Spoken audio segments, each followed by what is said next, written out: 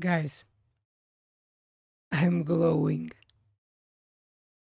If I was a woman, you would be saying, "You are pregnant." So happy I am.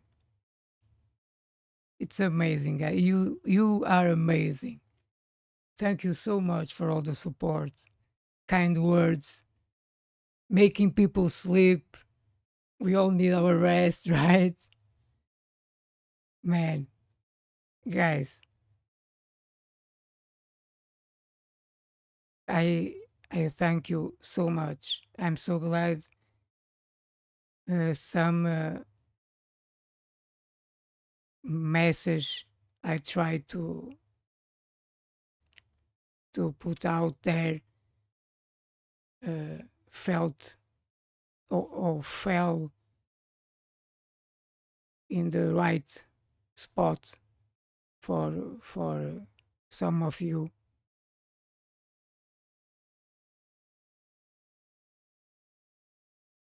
It is a privilege.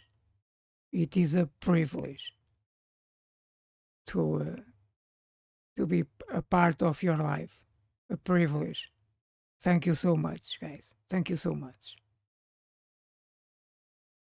Now let's go and listen a little bit of the video we are here to not to react, because I will not. It's not a reaction. It's more like I'm going to analyze the analyzer, the analyst. Jesus, analyze the analyst. By the way, thank you, Slop News, for this video. It went to the right places. You have done great research and helped me with some not doubts. Yeah, some doubts. Let's say some blanks I had, and you help me to fill them out. And boy, I have a better understanding now that what was I looking for. What Yes, I if I had it. Look, I was out f- f- for a long time, right? So it was not things were not right on top of my head. No, so I was reading some things and it didn't click. But it is like s- speaking again a language that you stop speak for a while. You have some difficulties at first to get in the rhythm for the words to come back, the the grammar, the vocabulary, and reverse engineering is no different. No different. So in this week, it's been a week since my first video. I've been reminded of a few things, to say the least. And look, the little bug awake. It's awake. No, it's alive. It's alive. Yeah, I felt a new reinvigorated interest, reinvigorated interest in reverse engineering. I will not main, I will not turn it my main hobby. It will be games, but I will do something with this. I will do something with this for sure, for sure. For people that want to learn, look, let's be real. you're going to see in a moment that even for those of you that are interested in learning how to crack a game or an application, this requires some work, man. Some learning, and a kind of dedication. So 100 of you want to see the video, but by the end of the video, I don't know if 9 of you want to continue to pursue this path. Look, there's this YouTuber I followed. I don't watch him for a while. Uh, it is an I can't call him. Of course I can. It's Barnaculous Nerdgasm. He was sacked by Microsoft a few years ago, and he was a coder there, the developer, and he started YouTube, and it went really cool, man.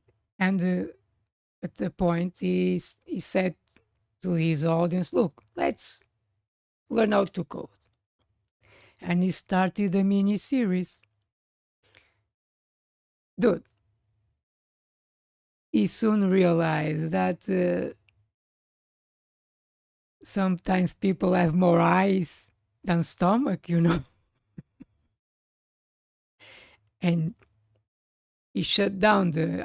If it had 3 episodes, it was it was one too many. So look, I don't know, man. I don't know. This is not for the faint of heart. I'm just trying to ground you guys, okay? I'm I could just lie to you, right? But no. What you see from me is what you get. Okay? All right, let's begin. And I have some things prepared for you. Some real deal. Okay. Again, I will not open Ollie. I will not do anything live. Okay. In the future, I just want to uh, analyze this video. Okay. Okay. So with this housekeeping done, welcome, and let's roll with it. Okay. Let's watch. News, Slop News Network. The video is developer examines PirateSoftware, part 3, hacking claims and stories. It wouldn't be a TZ2 video without a cut. before analyzing the video, let's just see the results of the poll I did. Here it is. So 60% of you uh, wanted to do it right now. Now, right now it was 30%. 37% wanted to do it because they are here to do it. Those are some are here for the drama, but also want for me to do it. I suppose the 7% just want me to move on, and that's okay. That's okay. I won't, as I said, look, I won't talk about Jason, address criticism, nothing like that, okay? So I think that now it's the time. Now we can analyze the video. I'm sorry, guys. I'm sorry. I'm so sorry. But I had to show this. Okay, I had to show this. Okay, let's. Okay, now we are going to watch the video.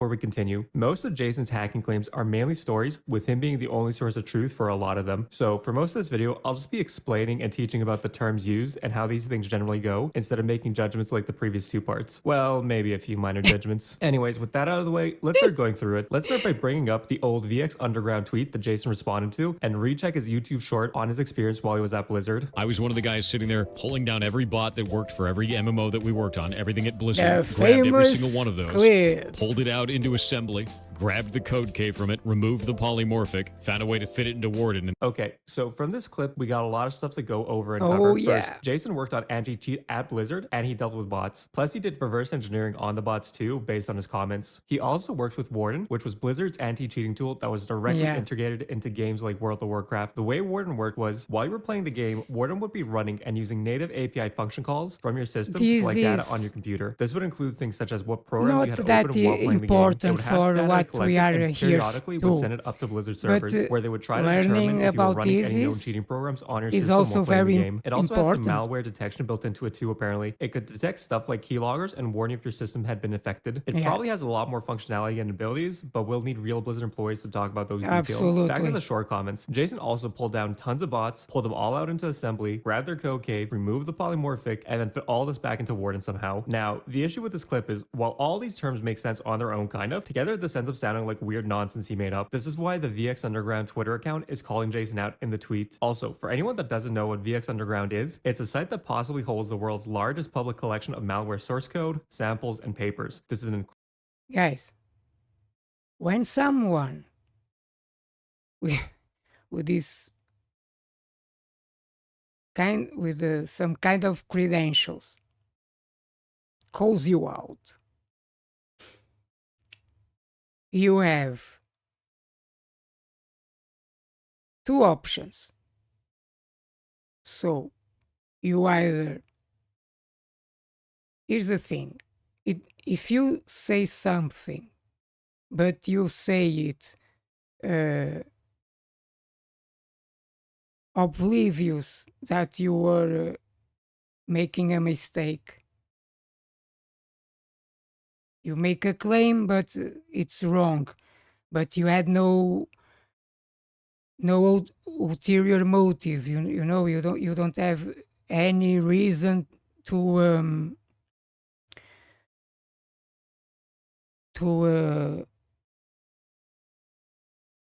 any reason to lie. Okay, so you are not trying to make you something you are not. So assuming that's not the case, okay, assuming you say something, you know it's not quite true, you are kind of exaggerating, you know, and you do it about a certain topic. If someone with credentials on that topic calls you out, you either man up or you try to sneak your way out. Now, given the facts, what do you think you should do? Right? Man, guys, I'm sorry. I thought I don't know, man. you it's hard, right? Because if you got caught in a situation like this, man up is hard, right? Because you will not you can say, look, I was really trying to deceive you. You won't say that, right? But at least you acknowledge that you are exaggerating, man. Yeah, that. Look, I was in the room, okay? But that's it. That's it. I was there in the room. That's it. You get it? Understand? I was there. Yeah, I was one of them. Yes, I was. But I was just there. My God, some people. Incredibly popular site that many real hackers and security researchers use to find, study, and explore viruses. Plus, the people running the Twitter account of VX Underground are almost all going to be people within the field that actually really know their stuff. Now, let's go and explore what the code Man. cave term means from the wiki link Yeah. Jason has posted as a response. If we look at the opening line on the wiki Code link, cave. it basically says it refers to a section of unused bytes inside a process memory. So, what this means is when we have a program active, we want to check and see if there's basically an empty continuous block All of right. Let me memory finish. within it. If we manage to find an empty section, we can directly modify it with the debugger and add some new instructions to the program's execution. The advantages for this approach are the modifications are quick and easy to Okay. include, and you just need the application itself to check for this. None of the original source code is required. The downsides are, in many cases, this will result in a modified executable, which can cause the program to crash or malfunction depending on what was done. And the biggest Yes. issue, the amount of empty space you'll have to work with is going to be incredibly limited, meaning how much ad hoc Alright. stuff you can add here is going to be extremely small. Normally, you'd never use CodeCave to try and do a complex hack or add program behavior inside it. If you were searching and trying to use a CodeCave, you'd use the CodeCave area to try and find a way to call a separate DLL file where you'd have your actual hack or bot code logic located in for Exactly. this context. I And will the explain CodeCave would this. just act as the entry point for this DLL injection. Also, let me I will explain. So, remember when I said I didn't heard the expression code cave? I I didn't. So, wait a minute. Slop didn't say this yet, but he's going to say it. So I'm going to reveal. Apparently, this is used in sheet engine. In the sheet engine, uh, uh, in the sheet engine, how do you say, field, or in the crowd, people that work with the sheet engine community. So I never heard it. But when Slop says what it is, right there, I knew what it is. I could have looked into Wikipedia. I could. But I remember right away. In cracking, we call this all this thing he talked about. We call inline patching. Okay, that's the expression we use. And now let me show some stuff. All right, guys, this is the code cave. Okay. Oh, okay. I think I missed one slide. This is code cave, but let me go back a bit. Okay, let me go back a bit. I want to show you first. This one is I want to show you. Let me see. Come on, baby, work with me. Where is it? Where is it? No, it's not here. All right. Let me pause. Let me cut. There. Now, remember what is he just said? That we have to find a place where to inject our code. Okay, the hook, right? They used that term. And as he said, one of the disadvantages is the space. because he's talking about online, right? He's talking uh, about hooking itself into the game executable, or other thing. Okay, it can hook, the bot can inline patch in a multitude of places. Okay, so let me give this example. This is the section table of an executable encrypted with Armadillo. Okay, these first things you see here are the actual program. Okay, the original, the code, the application. These here are Armadillo. Okay, what this part here is doing is to encrypt, or in this case decrypt. This is encrypting and decrypting, right? The program is running, and this part here is decrypting this part here. All right, I think that's easy to understand. Okay, so imagine I'm the bot. Okay, and this is wow.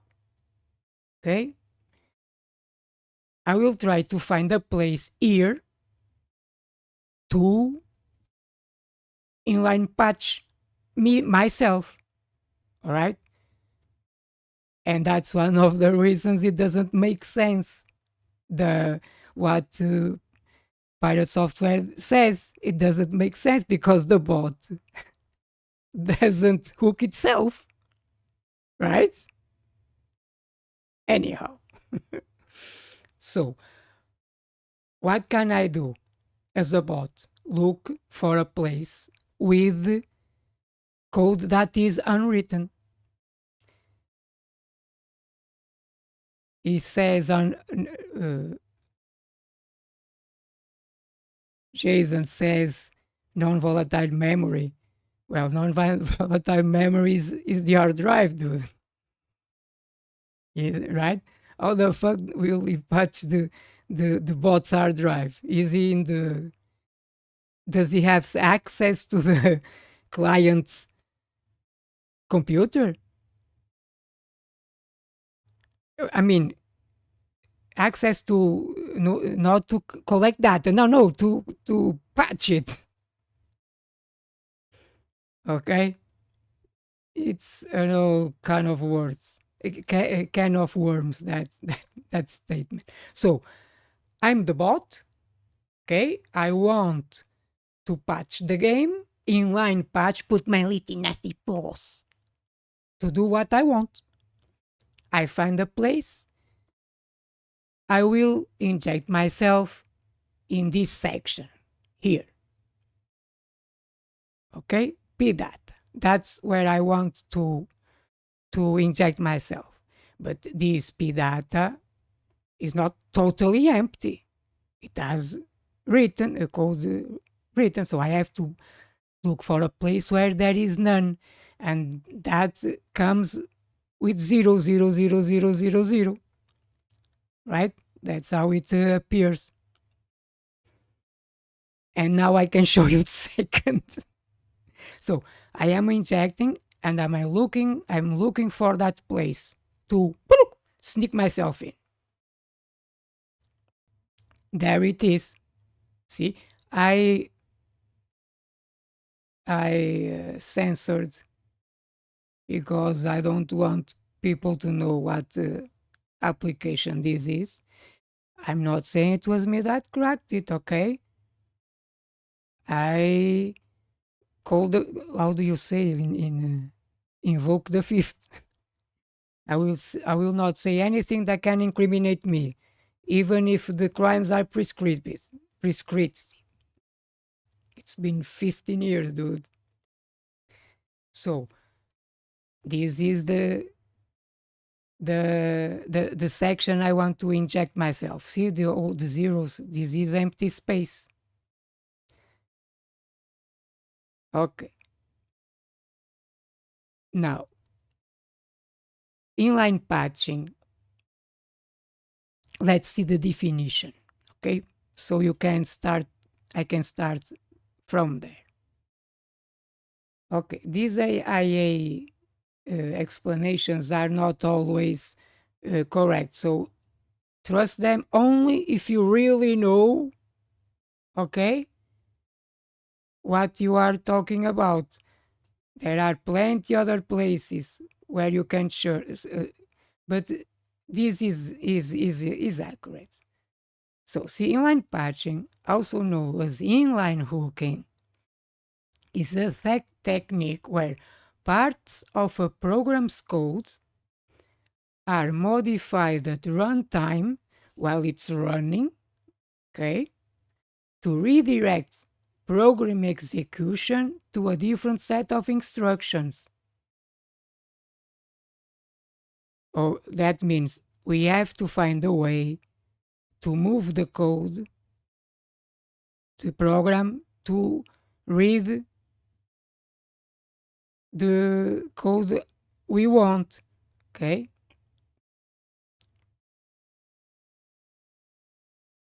Then it says identifying the target.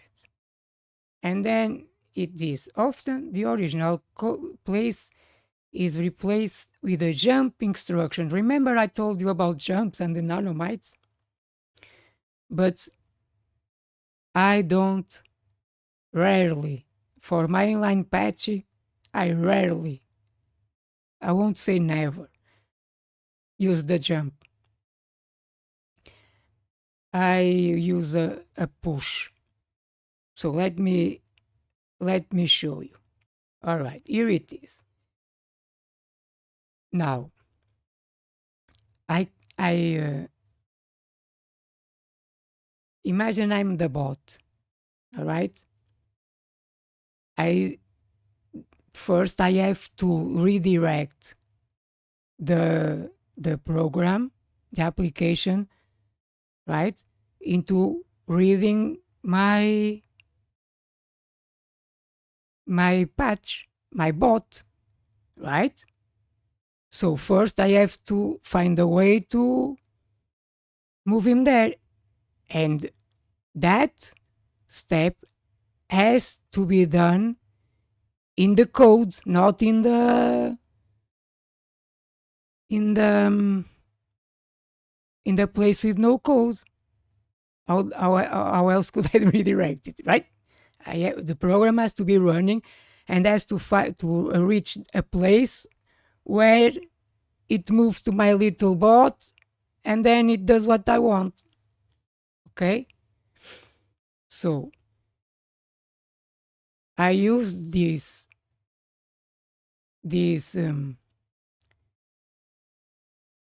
push. Okay, see, I'm pushing an address. See, this is the application. This isn't this is an address. Do you recognize this address? E5380. See? It's this one. I'm redirecting. Okay? So, what happens next? Bam! See? It's here. And I write my little inline patch. Okay?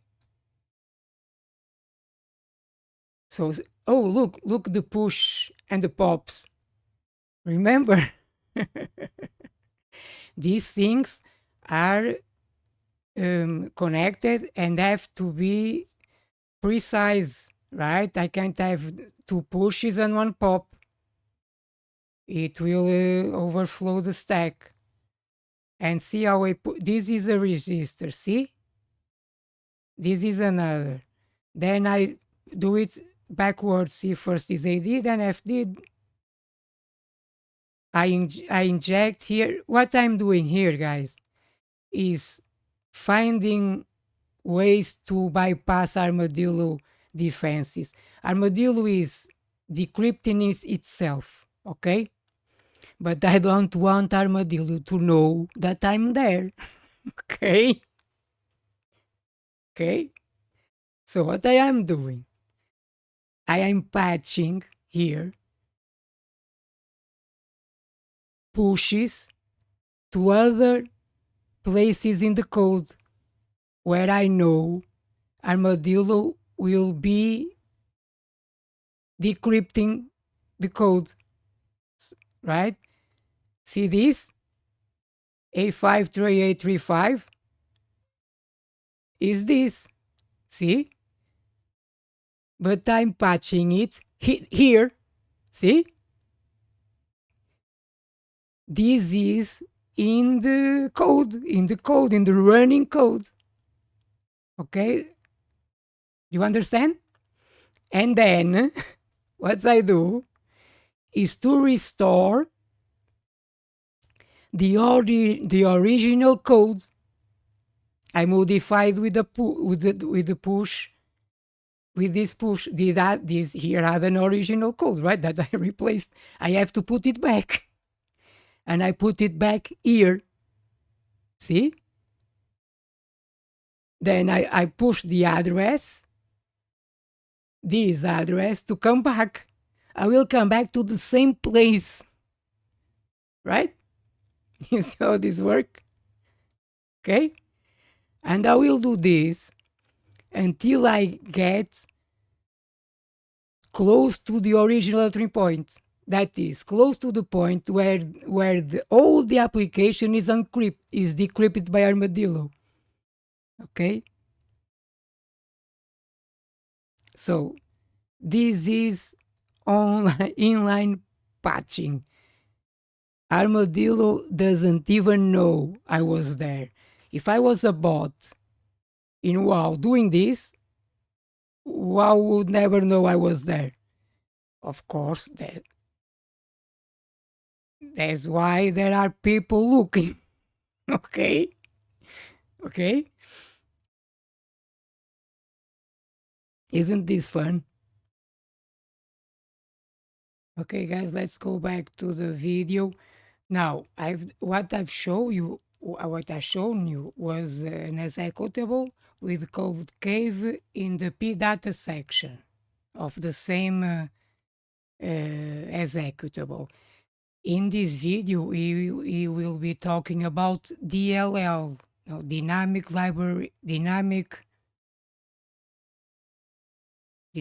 link library. Dude, I forgot. But I think it's Grab here. program behavior and Anyhow, it doesn't matter, man. It's DLLs, so dynamic libraries.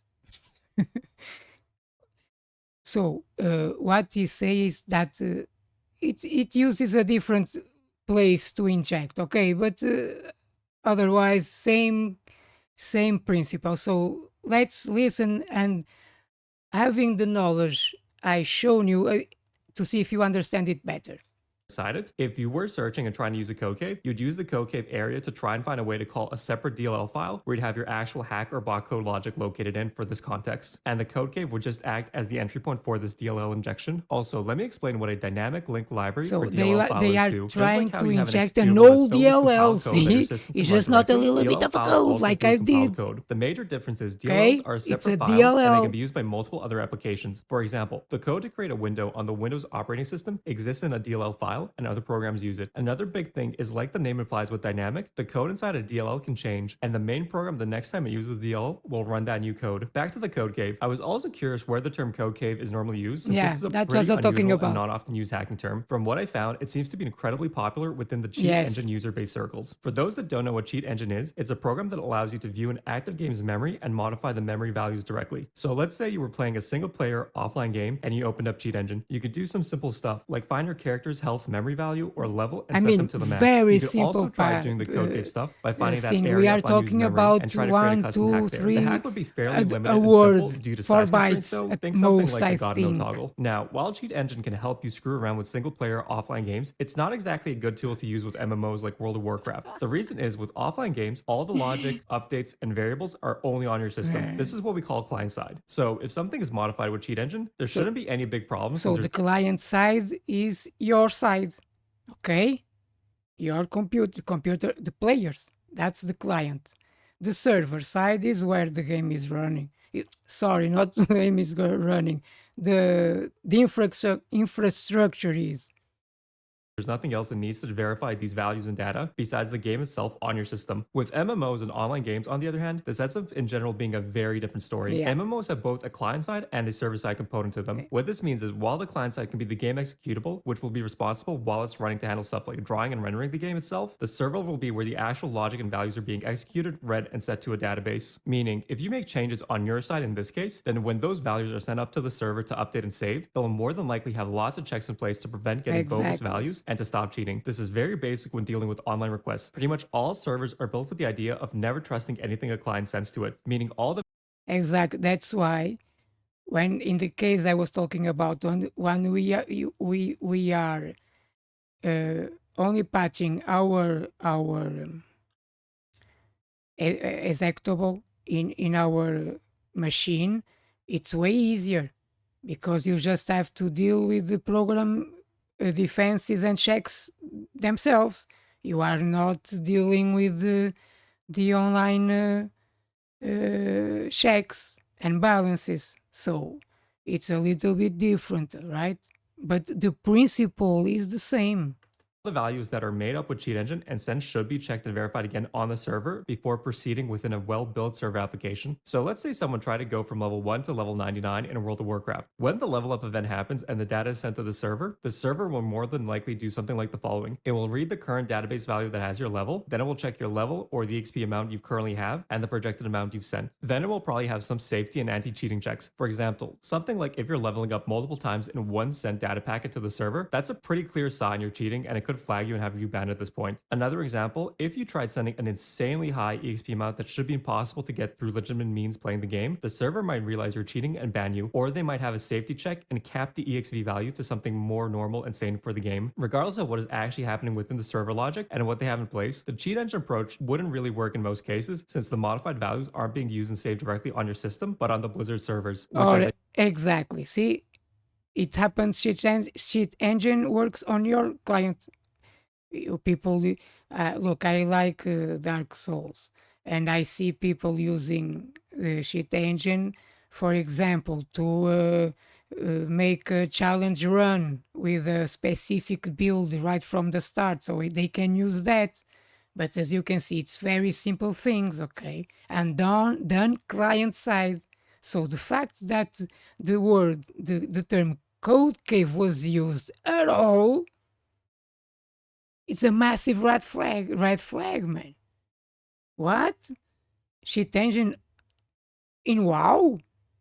Online? All right, man. The guy. All right. they just explained will have its own numerous ways of checking and determining if these cheat value changes are actually valid or not. So if Cheat Engine isn't a good option for online games and MMOs, how do people cheat, make hacks, and bots for them then? Well, we're in luck. We don't have to guess or speculate. Yeah. Since at DEF CON itself, many famous WoW hackers are there as speakers and actually nicely explain all this stuff for us. Notably, a few good talks to check out are DEF CON 19, Hacking MMORPGs If for you guys fun and profit, are DEF CON interested, 15, Virtual World Real Hacking, and DEF CON 17, Subverting World of Warcraft. there they Also, a quick fun fact as part of the DEF CON 19 talk, Michael Donnelly is a co-guest speaker. For anyone who doesn't know who that is, he's the creator and owner Well, of that MDY was- Industries, and by extension the the guy creator of has to Glider, one pay of the most 6 famous and successful million. WoW bots. He was raking in around 4 million at his peak, and then he got sued by Blizzard and was made to pay 6 million in damages. Jesus. Anyways, back to the type of hacks, bots, and Jesus, methods dude. used for WoW. We have a few Stick major to the types to go over. cracking, First, okay? we have the GUI-based macro systems. These are some of the easiest type of bots to make. Basically, you'll have a completely separate program viewing the WoW game window and looking at the various parts of the game This is screen, depending on not. what pixel color your This program doesn't sees at different concern spots, us. different actions will be Okay, performed but by setting the let's keystrokes keep mimicking player watching. behavior to your WoW client. But So, this for is example, if you were grinding, you might have the bot casting an area effect spell every few seconds, and when your health and mana bars this change is color, just the bot will know things to they use your potions to keep use the character alive to continue making grinding to possible. Another popular shit, type of bot design is done basically. through DLL injection. This was a hacking method I mentioned during the code cave Here it explanation. is. This is another super convenient method and has few benefits. Since it's running with the game itself, it can have access to data structures and other important info from the game directly, allowing these type of bots to be a lot smarter and more sophisticated than the GUI Exactly. macro ones. Next, we have the debugger-based ones. These are less detectable than the other types technically, since with these you'd attach debugger and use breakpoints and remote process memory. See, this is IDA, okay? This is the disassembler that people start to use after Oli, because Oli is still used, okay, but it's only 32-bit. And myself, I left in the time where the applications, the most ubiquitous, were transitioning to 64-bit. So I've cracked hundreds of applications. Only one was 64-bit. And I had to use either. I used either to do that. Look, Oli has a 2.0, as a 64-bit build, but it's a 2.1. I think it's 2.1. When I left, it was still a 2.0, but it's underdeveloped. Oli, by the way, do you know why Oli is called Oli?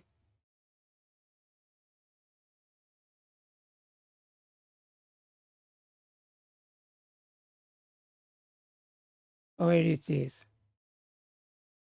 Oh, here. See? Because Ole Yushkush. Yushuk. Ole Yushuk. Sorry, guy. Sorry, man. Sorry. I'm sorry for butchering your name, man. You are a giant. A giant where we all stand in your shoulders, man. I'm sorry. Ole Yushkush. That's why it's called Oli. Because it's Holly. See? Holly. Fun fact. All right, where am I? Where I was here. Okay. Ida is talking about people using this debugger based, but they had to be crack me. They are trying to solve a crack me. Is that it? Which control things within the game. Based on most of the talks and stories, this wasn't something that was really done or used, more so a method that existed that some experimented with. Also, a quick aside, back to Jason's grab the code cave comment, this debugger method is technically the closest to his code cave definition, but with the rest of his comments and description, this still doesn't sound quite right in his context. Yes, it is the closest. I just explained you guys why. But now listen. Explain more about this at the end. Anyways, back to the No, it's bot not types. now. Then we have the client replacement types. These ones are huge amounts of work and generally aren't the first bot type anyone will make. Generally for this type, you already have a successful bot going and you know how much you can auto farm, sell, and by extension profit off of. So now you'd make a client replacement to maximize the amount of bots you can run on your computers or servers so you'd be able to maximize your profits. This was an incredibly popular approach in China since there was a much larger WoW gold buying and selling economy there, whereas outside of China there was a larger bot buying economy, roughly speaking. For more trivial hacks and simpler bots, there's also the option of using custom written Lua scripts. WoW includes Lua as their scripting language of choice and exposes various API options to customize certain things about the game, UI being one example. A side effect of having Lua included is a lot of function names will be in plain text and easier to search for, meaning you can try to hijack or use them for hacks purposes. With those bot explanations out of the way, I think it's largely safe to assume the type of bots Jason was dealing with at Blizzard were most likely the DLL injection type since he was pulling them out into assembly. Plus, the DLL approach was the most common method used by the bot makers during this time period, and we have some confirmation from the DEFCON talks for this too. Now, let's go back to Jason's polymorphic Yeah, code but frame. having the yeah, Lua makes it easy for developers, right? But it make it easy for the other people as well, of course. If we look back at his tweet, we have a big problem here. Jason says polymorphism can be described as polymorphic code. The problem is these are two completely separate concepts and terms. As I said in my part follow-up part 1, not same thing. and Slop help will will help me. Yes, I'll explain better that I could possibly do, especially the polymorphism side of the things. In polymorphic code, you will talk about viruses, but I was talking about a real application, a useful application. Polymorphism is a Listen, program term, and polymorphic code is a virus term. Let's start with the polymorphism explanation first. Let's say we're back in C++ land again, and we have a class called animal, and it has a function called talk. Now let's say we create two other animal classes based on the initial animal class. Let's say we have a dog class with a talk function that says woof, and a cat class with a talk function that says meow. Now let's say we have a list of cats and dogs. What we can do, since both classes are based on an animal, we can grow through them generically and call talk on each animal type of object in the list. Since each one will have their own unique talk function, the behavior of the program will change depending if the dog is saying woof or the cat is saying meow. Now, one thing to note, polymorphism will change the behavior a function has within the context of the code. It won't yes. change the assembly structure of a program, since both talk functions will be compiled into assembly and be within the executable itself. Now, See, this is important, man.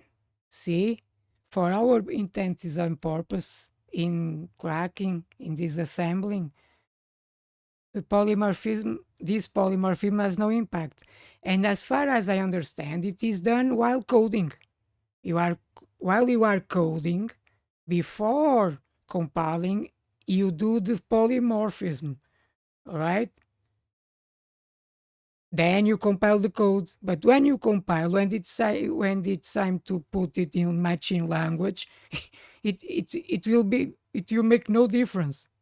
compiled into assembly and be within the executable itself. Now, there is also such a thing as polymorphic code, or more specifically, polymorphic viruses. Basically, some malware can change its own code by using a mutation engine to mutate itself. Basically, each copy of the virus will have its own unique key to decrypt its code payload in slightly different ways to make detection harder. For example, let's use basic math examples to show what I mean. Let's say we want to get the number 4 by using two numbers. We basically have infinite options. We can do 3 plus 1, 2 plus 2, 6 minus 2, 14 minus 10. All of these will result in 4, even if the expressions are different. The end result will be the same. This is basically what's happening with the polymorphic viruses. It's doing the same operations, but with slightly different semantics to make it harder to detect. Now, you might be asking, if the virus is still Okay. doing the same thing, why doesn't anti-cheat or antivirus manage to detect it? So I'll give a quick rundown of some So simple ways let's anti-cheat or go antivirus back. Because I talked about Armadillo doing this, not malicious code, but let's go back here. But doing this, because as far as I remember, guys, every time w- uh, we execute a program that is encrypted by Armadillo, there are slightly difference. First of all, the memory address are different from run to run.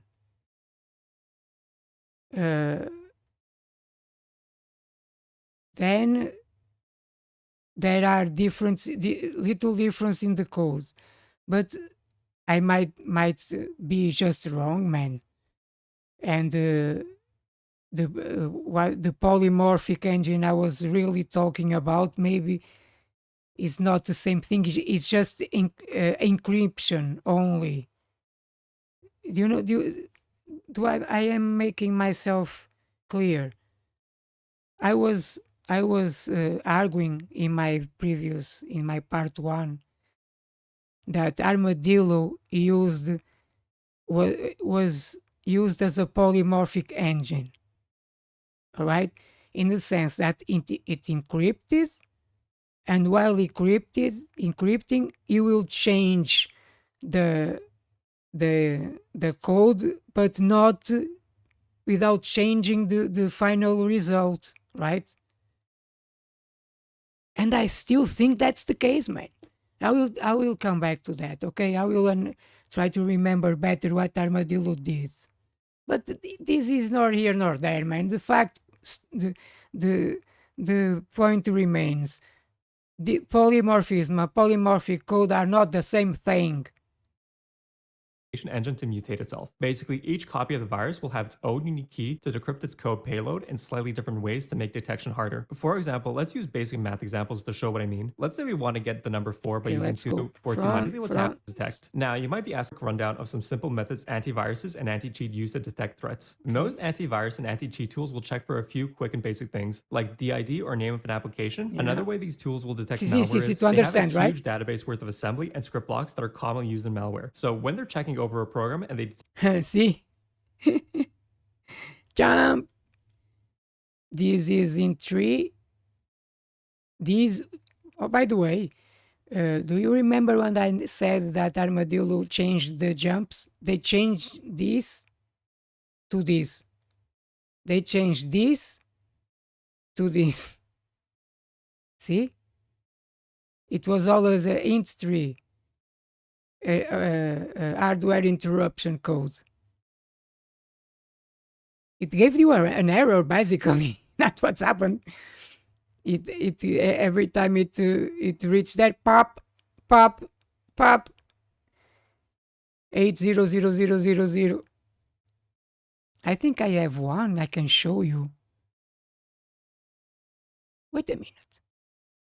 There it is. The int 3. See? The int 3 it's this error here. Right?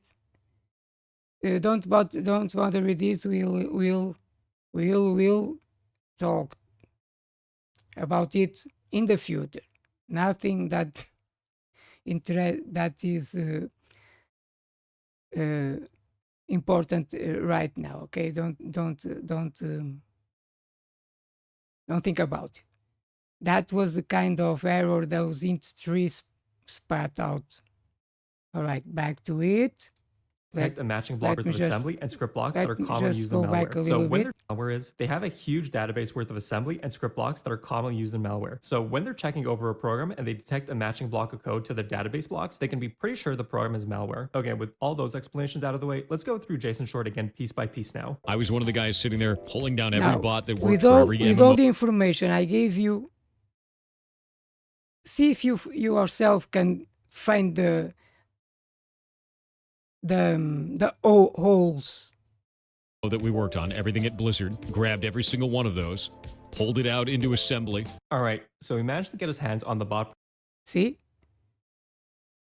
programs, and I was doing reverse engineering and trying to debug them directly in assembly. This makes sense so far, with the most likely bot types being the DLL injection once again. Grabbed the code key from it. And we have a problem. The code key being used inside the bot would not matter at all. A code key's purpose is to inject or call other code inside the program. The bot makers don't need to hack their own bot program to run code. This doesn't make any sense at all. The code key Do you get it? Do you get it?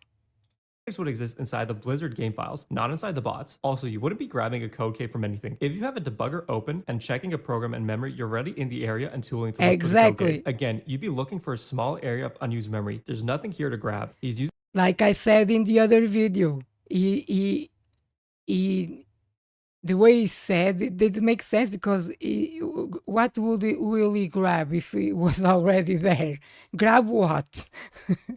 using the term even in his own statement and context incorrectly. And even if you applied it to the correct contents of the Blizzard game files, it still wouldn't make any sense. So let's drop this and go to the next bit. Remove the polymorphic. Okay, let's be charitable and say these bots were all made similar to polymorphic viruses. They weren't, but whatever. If you're studying the bot, you'd probably find the obfuscation and check to see how it's decrypted. You wouldn't be removing the polymorphic in this case. If you're ripping out the assembly instructions from the program, you're basically just left with a copy of the bot program, empty and useless. There's really no Let's pay attention again. the polymorphic in this case. If you're ripping out the assembly instructions from the program, you're basically just left with a copy of the bot program, empty and useless. There's really no situation where you as the researcher and anti-cheat guy would be required to do this. So in all contexts, this doesn't make any sense either. Let's go back and finish up the clip now. Let's listen again. What he's saying. Look, if you remove, right, what if you remove the bot, you will be left with nothing, because the remove polymorphic thing, he says, the result would be that, right? No situation where you as the researcher and anti-cheat guy would be required to do this. So in all contexts, this doesn't make any sense either. Let's go back and finish up the clip now. Found a way to fit it into Word. Okay, now how Yeah, would you this. fit this into an anti-cheat tool like Warden? Since it works similar to an antivirus, you'd probably want to copy the common code block patterns you see in the bot into Warden. You'd also want to add other simple detection methods to Warden, like the name of the program or signatures related to it. You wouldn't need to Exactly. remove the polymorphic, you just copied over parts of it and saved the instructions into the Warden database. So Yep, in the future, you could try and detect some users of this specific bot. If we're that's being it. charitable, we could say Jason misspoke multiple times in a row in that sentence, and he wanted to say something like the following. We got our hands on a lot of bot programs, and most of them were of the DLL injection type, with the injection method used being exploiting the Blizzard game files directly. The bot makers were smart and added polymorphic payloads to make detection difficult, but we managed to find unique enough patterns to add to Warden to make detection of this bot type possible. Do I think he knew this is what he was trying to say? Well, I think it's pretty clear if you watched my previous videos Sure, where I explain how sure poor it his coding was. abilities are and understanding, or if you watched any of his multiple puzzle game streams where you see him cheating constantly. I think you won't be Yes. surprised when I say What hell else to no. And say? I assume he had no clue what he was trying to say either. What I Absolutely. think is likely, he was just tossing around hacking terms he's probably heard thrown around by the actual devs working on Warden anti-cheat during his time at Blizzard. Moving on to another topic, let's leave. He was there in the room. That's it. Okay, guys. I think the important part I wanted to check in this little in this video, very well done, was this: examine the part that concerns us, the disassembly, the assembly stuff. Man, any doubts? Right? I don't think there is any doubt left that it didn't make any sense at all. Okay, guys, this video is already being long, almost 30 minutes, 25, right? No, 25 is where I am. Whatever. Guys, thank you so much. Thank you, thank you, thank you, thank you. I can't thank you enough for all the support. I hope you like this little video and you have a little taste of what uh, cracking or working in assembly is all about. Okay? Uh, if you guys still, even if after seeing all that mumbo jumbo, I know it's complicated. It may seem complicated because it's the first time you are exposed to it. It comes as a shock, but one step at a time, you can go there. I'm just saying it will take time, effort, and most importantly, a will, a determination, a resolution to do so. Okay, guys, with no more, I will left you with a warm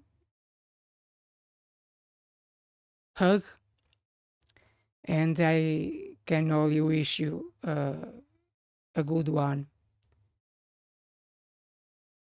See ya.